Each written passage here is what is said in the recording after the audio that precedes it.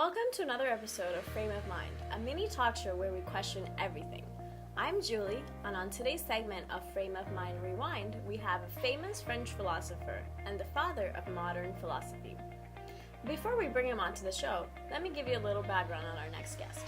Born in Touraine, France in 1596, he's a philosopher, mathematician, scientist, and a rationalist who has made significant contributions to mathematics, philosophy, medicine, and physics, to just name a few. Please join me in welcoming Monsieur Rene Descartes. Welcome to the show.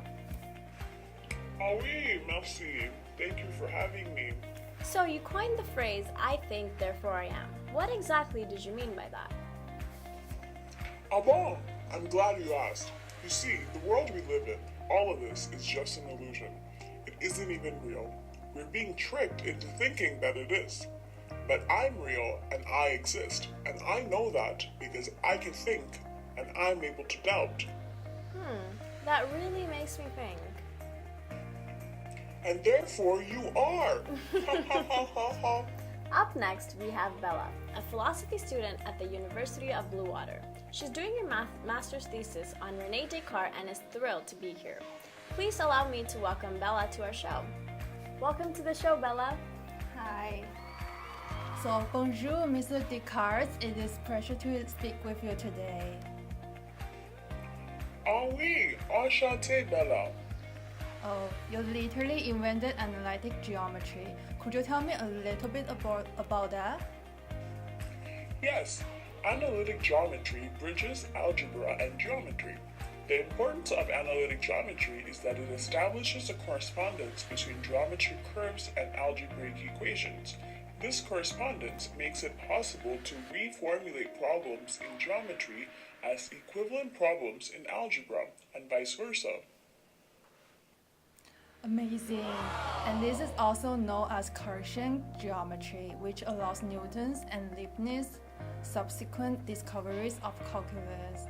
For those who are not sure, the Cartesian coordinates describes the position of a point in two dimensions by giving its horizontal and vertical locations, thus allowing for a series of points generated by an algebraic equation to be plotted visually as a line or as a curve on a graph. Not forget his contribution to physics. It was Descartes who proposed that 1. Each thing always remains in the same state, and consequently, once moved, it will always continue to move.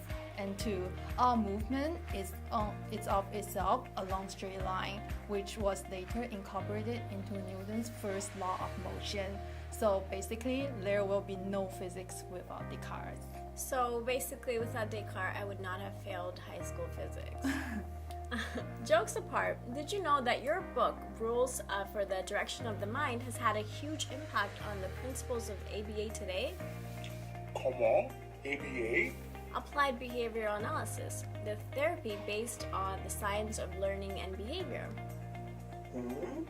According to the book, there are 4 rules. Could you tell us what they are? Yes, of course. 1. Accept nothing as true that is not self-evident. 2. Divide problems into simpler parts. 3. Solve problems by proceeding from simple to complex. And 4. Recheck the reasoning. Likewise, in ABA, only observable behaviors are studies. Task analysis is used where interventions are broken down into simpler, smaller parts to test effectiveness and to control for the confounding variables. Measures are in place to ensure the intervention is causing a change in behavior, and multiple baseline and reversal study methods are used to recheck the validity of interventions. And not only that, he had made one of the most significant contributions to our understanding of our brain.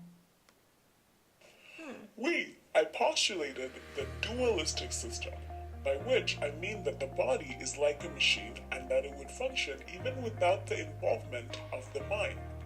This allowed for physicians to treat ailments using anatomy and physics rather than pseudosciences that called for practices such as bloodletting and exorcisms. What an informative episode. You are quite an impressive man, Monsieur Descartes. Well, that's all the time we have for today. Join us next week. Bye. Bye!